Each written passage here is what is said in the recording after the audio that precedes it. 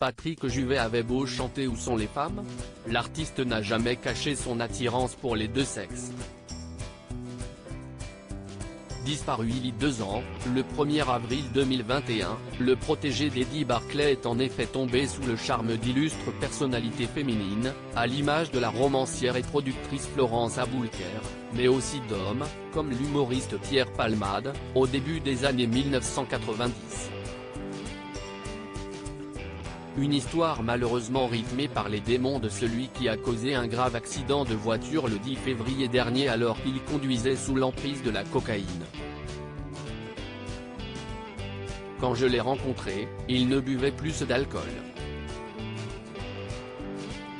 C'est moi qui suis tombé dans ses excès, avait dévoilé le fidèle acolyte de Michel Larocque dans le documentaire Patrick Juvet, à cœur ouvert, diffusé sur Paris Première en août dernier.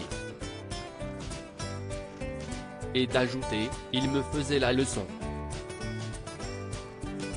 Il avait peur pour moi.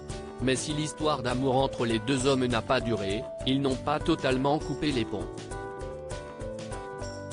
Pour preuve, la vedette du triptyque théâtral Ils s'aiment, 1996, Ils se sont aimés, 2001, et Ils se re-aiment 2012, avait rendu un vibrant hommage à son ancien compagnon à la mort de celui-ci. Symbole de l'androgynie et un des premiers artistes français à revendiquer sa bisexualité, il n'avait pas prévu de vieillir, me disait-il souvent.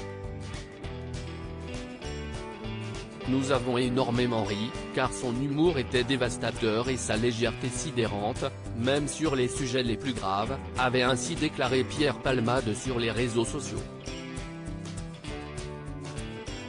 Et de conclure avec tendresse, le petit prince du disco devenu vieux lion de la variété française est parti sans laisser un mot. J'essaierai de trouver ce mot dans ses chansons. Je t'aime Patrick.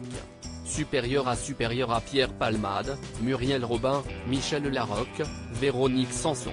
Les femmes de Servier Patrick Juvet, cet artiste qui lui a brisé le cœur. Si Patrick Juvet a partagé un bout de chemin avec Pierre Palmade, il aurait aimé en faire de même avec un as de la musique électronique, Jean-Michel Jarre. Mais le coup de cœur n'a malheureusement pas été réciproque. Patrick était tombé amoureux de Jean-Michel qui ne voulait pas entendre parler de ça, avait confié Nicoletta dans le documentaire Patrick Juvet, à cœur ouvert. Article écrit en collaboration avec 6 médias Crédit Photo, agence.